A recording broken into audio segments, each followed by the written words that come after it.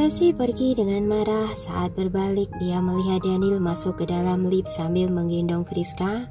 Saat pintu lift tertutup, tiba-tiba sorot mata Daniel melihat ke arahnya. Keduanya saling memandang, yang satu dingin bagaikan es, yang satu lagi rumit. Tracy sangat bingung apakah Daniel mengenalinya. Kalau tidak mengenalinya, kenapa dia melihatnya? Salah tiba-tiba dia menendang orang ke kolam renang. Itu sangat menarik perhatian. Sepertinya sangat wajar kalau Daniel meliriknya. Kalau mengenalinya, Daniel malah membawa Friska pergi, bahkan tidak mempedulikannya meski dia dilecehkan. Itu benar-benar keterlaluan. Perasaan Tracy sangat tidak nyaman, bagaikan ditindih batu yang sangat berat. Dia mengepalkan tangan dengan erat. Dasar wanita jalang. Pria itu keluar dari kolam renang berkata dengan sangat marah, "Berani menendangku, matilah kamu." Selesai bicara, pria itu mau menyerang Tracy dari belakang. Tracy melirik dengan dingin, melakukan tendangan memutar, menendang pria itu masuk ke kolam renang lagi, membuat percikan air yang sangat besar lagi. Saat ini para pria yang lain tercengang, tadi mengira Presiden Levon menggoda gadis itu dan tidak sengaja terjatuh ke dalam kolam renang. Kalau begitu, kali ini mereka melihat keagresifan dan serangan gadis itu. Jelas bahwa sorot mata itu mengandung aura membunuh. Tracy malas untuk terus berada di sini, pergi dengan langkah cepat. Dia menatap angka yang ditampilkan di lift. Daniel langsung membawa Friska ke lantai 48. Benar-benar tidak sabar. Hati Tracy terbakar api, berjalan ke arah lift dengan cepat. "Hentikan dia." Direktur Matau sudah menyadari bahwa identitas gadis itu tidak jelas. Gadis lain sudah melepas topeng, hanya dia yang masih memakai topeng. Jelas bahwa dia tidak ingin orang lain mengenalinya. Kalau dia adalah penyusup, maka itu akan berbahaya. Semua yang ada di sini adalah tamu kaya dan berada, tidak boleh terjadi masalah. Beberapa pengawal segera maju untuk menghentikan Tracy, dan pada saat ini Naomi yang menyawar sebagai pelayan maju untuk menghentikan mereka, berkata pada Tracy, "Nona Tracy, pergilah dulu." Tracy masuk ke dalam lift dengan cepat. Beberapa pengawal yang lain masih mau menghentikannya. Naomi menendang mereka.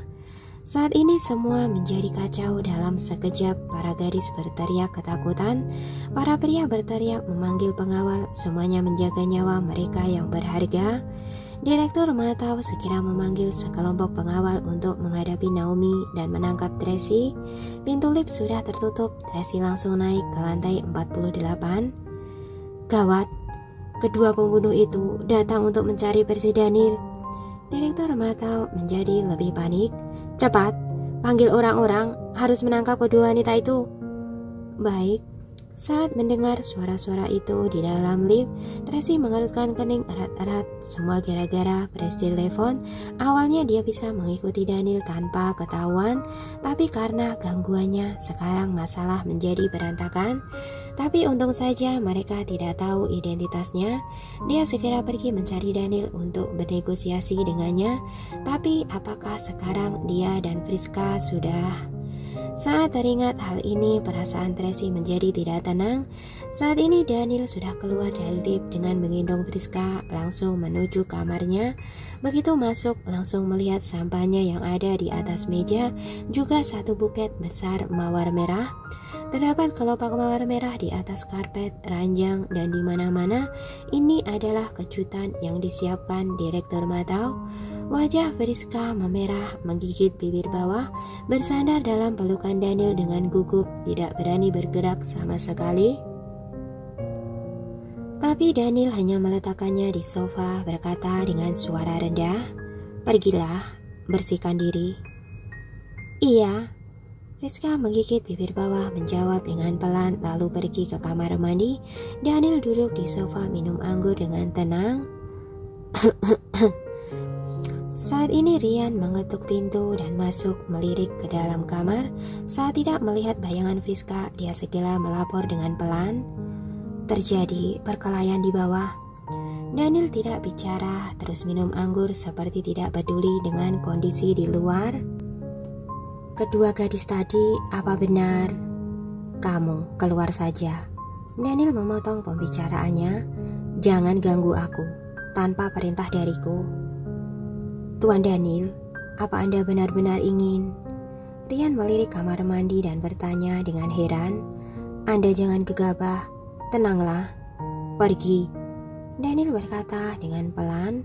Baik. Rian tidak berani berkata-kata lagi, kemudian dia menundukkan kepala dan melangkah mundur.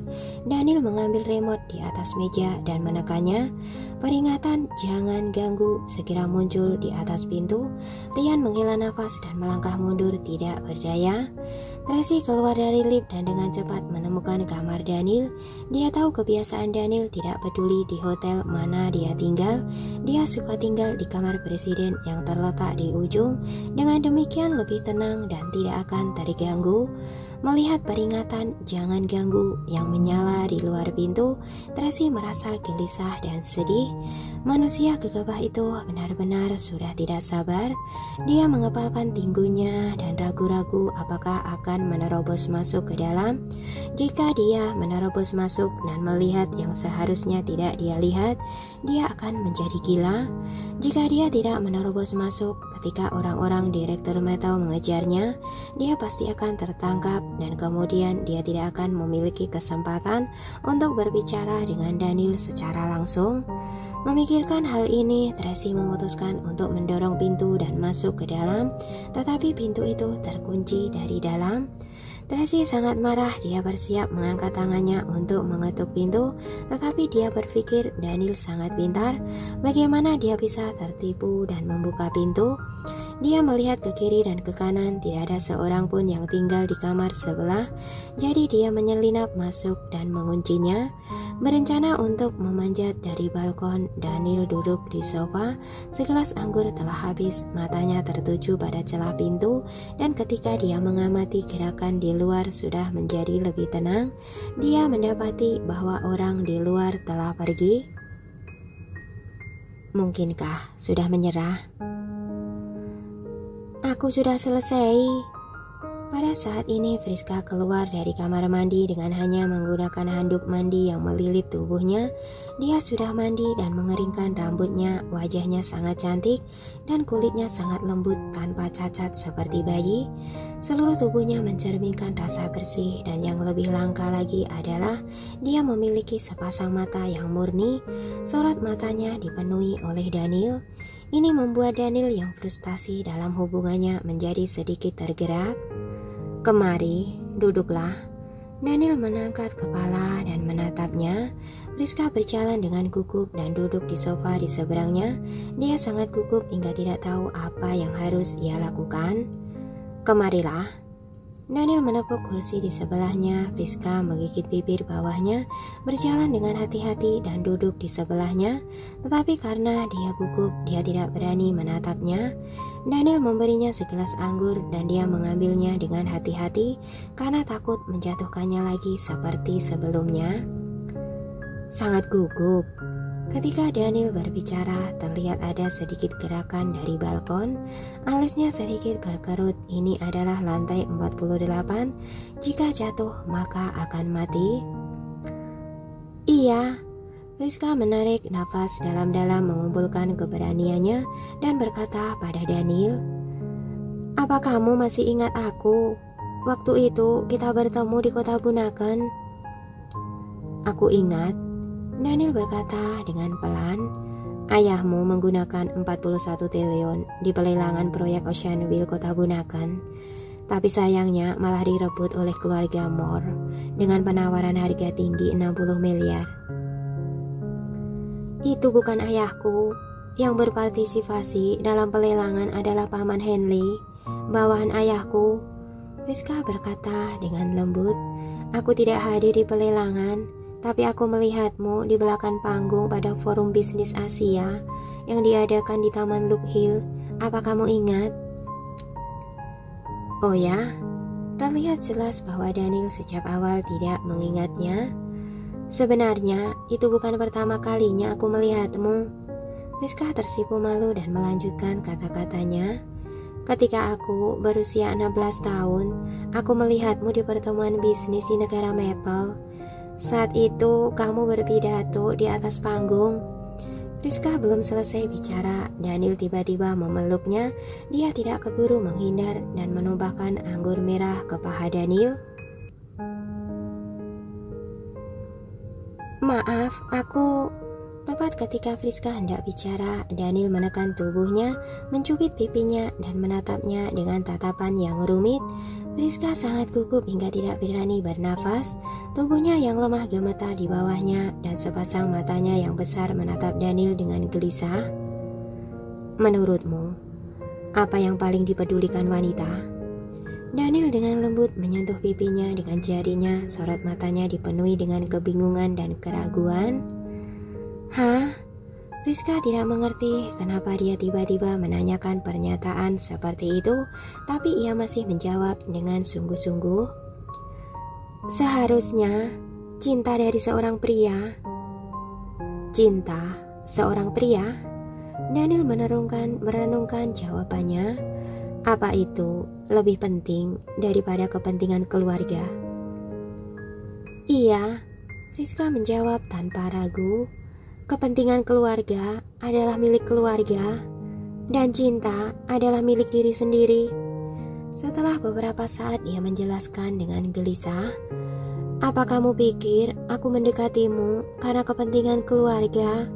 Tidak, itu karena aku mengagumimu. Jika Daniel sama sekali tidak peduli dengan penjelasannya dan terus bertanya, demi kepentingan keluarga, apa kamu bersedia tidur dengan seseorang yang tidak kamu cintai? Tidak. Friska mengira Daniel salah paham dan buru-buru berkata, aku mencintaimu, itu sebabnya. Cinta? Hahaha. Daniel tertawa mengejek. Cinta bisa berubah. Di masa lalu, Tracy sangat mencintainya dan dia mengorbankan banyak hal untuknya, menyimpan kasih sayang yang mendalam untuknya, menunjukkan kelembutan padanya. Tapi sekarang, dia jatuh ke pelukan duka.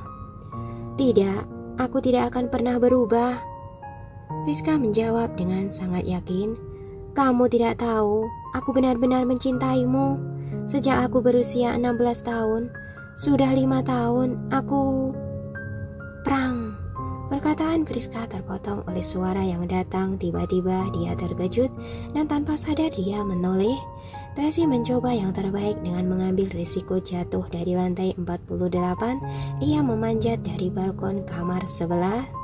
Awalnya dia mendarat dengan mulus, tapi melihat Daniel yang menekan Friska, dia tidak bisa menahannya, menggelengkan kepalanya dan kemudian secara tidak sengaja menjatuhkan vas bunga di dekat balkon. Oleh karena itu terdengar suara. Dia, Friska sekelas mengenalnya. Dia adalah wanita bertopeng yang ada di ruang ganti sebelumnya. Dia meminjamkan baju renangnya padanya. Maaf, Tracy berkata kepada Friska, kemudian dia memutar tangan kanannya. Sebuah jarum perak terbang melewatinya dan menusuk leher Friska. Friska terjatuh pingsan. Lancang.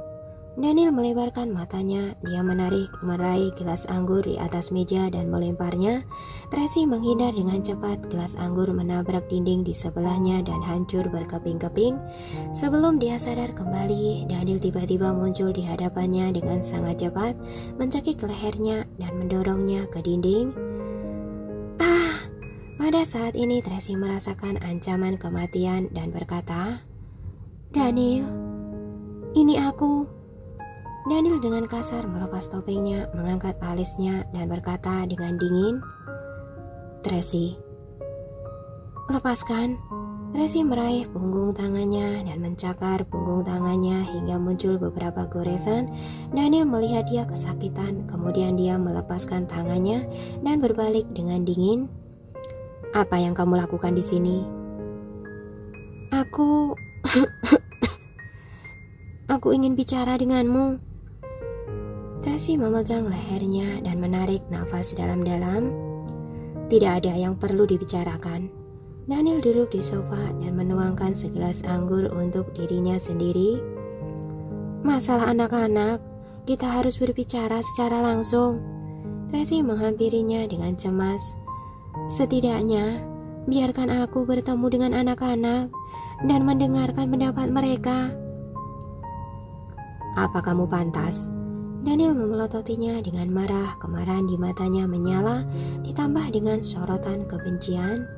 Daniel, apa maksudmu? Tracy tiba-tiba menjadi marah. Kita sudah lama berpisah. Sekarang aku bersama dengan pria manapun.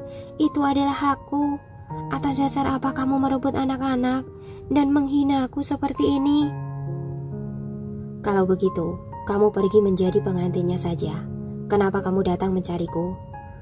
Daniel mengenakan Friska mantel dengan lembut, masuk melalui jendela untuk menggangguku. Kembalikan anak-anak padaku, lalu aku akan pergi. Tracy melihat sikap lembut Daniel pada Friska, hatinya terasa perih, tapi dia masih berpura-pura keras kepala. Kelak, kamu ingin menuduri wanita manapun, aku tidak akan ikut campur. Omong kosong.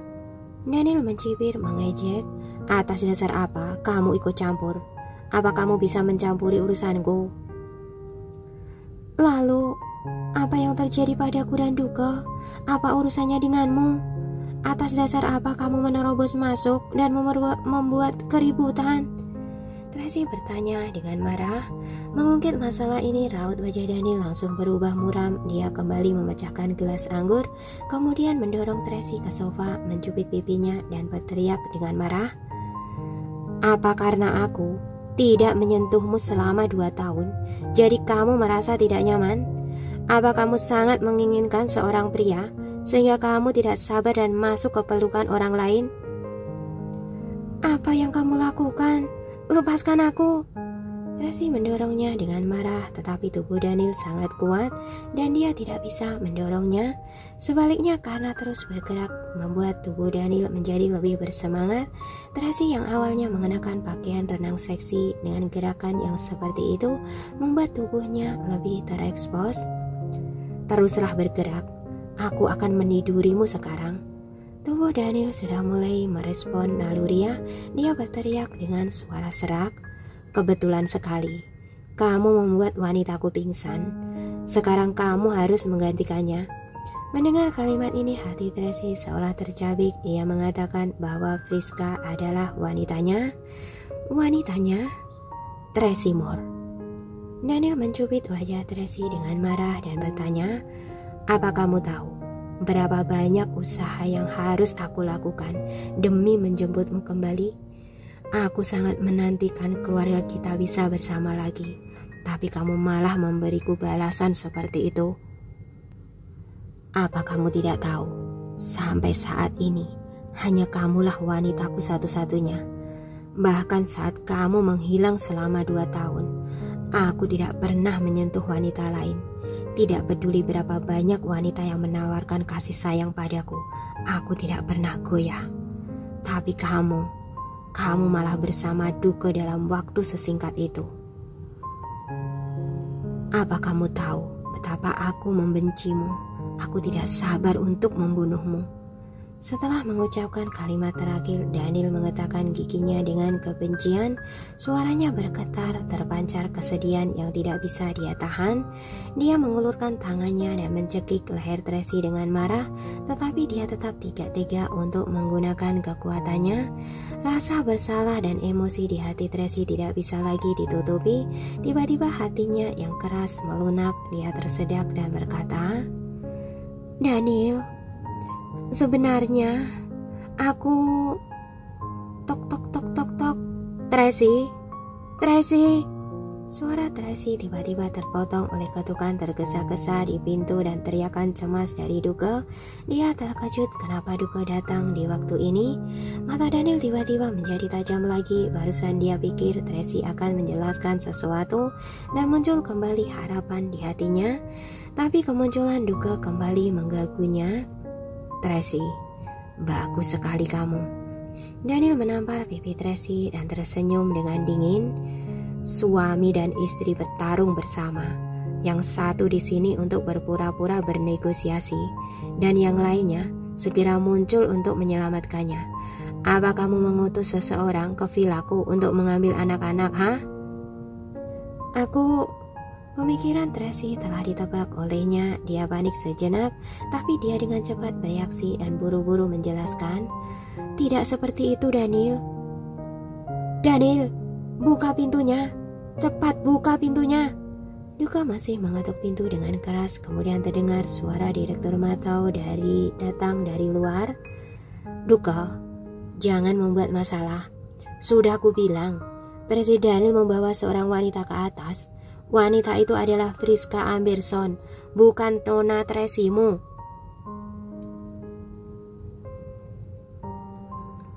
Tapi Tracy jelas-jelas datang ke hotel ini. Dia pasti datang untuk bernegosiasi dengan Daniel. Sekarang dia menghilang. Dia pasti ada di sini. Duka sangat cemas. Direktur Matau, pergilah cari petugas hotel. Bantu aku buka pintu. Apa kamu gila? Direktur Matau panik. Ini adalah kamar Presiden Daniel dan kamu menyuruhku. Bukankah ini sama saja seperti kamu membiarkan aku mati? Ini Paris, negara tempat tinggalku. Apa yang kamu takutkan? Duka cemas dan marah. Kamu mau buka atau tidak? Jika tidak, aku akan menelpon seseorang secara langsung. Duka, tenanglah. Jangan membuat masalah. Direktur Matau sangat panik dan membujuknya dengan susah payah. Anggaplah aku memohon padamu, biarkan aku tetap hidup. Jika kamu terus membuat keributan seperti ini, kamu akan membuatku mati. Akulah yang mengatur acara ini. Jika Presiden Daniel tidak puas, aku harus bertanggung jawab penuh. Kamu ikut aku dulu. Aku janji, aku akan membantumu menemukan Nona Tracy, oke? Tracy pasti ada di sini. Duka masih sangat keras kepala. Orang-orangku sudah mencarinya di seluruh hotel, tapi tidak ada jejaknya. Selain di sini, tidak ada tempat lain lagi. Kamu, Duka Louis, apa yang kamu lakukan? Ini kamar Presiden Daniel, silakan pergi. Ryan juga datang dan mengusir Duka. Meskipun status Duka lebih tinggi, tapi orang-orang Waylands tidak pernah takut akan kekuasaannya. Di masa lalu mereka menghormati Duka karena dia adalah teman baik Daniel, tapi sekarang tampaknya tidak lagi. Ryan, kamu datang tepat waktu. Duka melihat Ryan dan segera berkata padanya, buka pintunya. Aku akan berbicara dengan Daniel secara langsung. Duka Louis, apa kamu minum terlalu banyak? Mana mungkin aku bisa membuka pintu tanpa izin? Ryan benar-benar tidak bisa berkata apa-apa. Tolong pergi. Jangan ganggu waktu istirahat Presiden Daniel. Aku tidak akan pergi sebelum bertemu Daniel. Duka tidak ingin berdebat dengan mereka dan meminta rombongannya untuk mengambil seseorang. Direktur Matau buru-buru membujuknya. Ryan juga mengingatkannya untuk berhati-hati. Di dalam ruangan, Tracy mendorong Daniel dengan cemas. Biarkan aku pergi.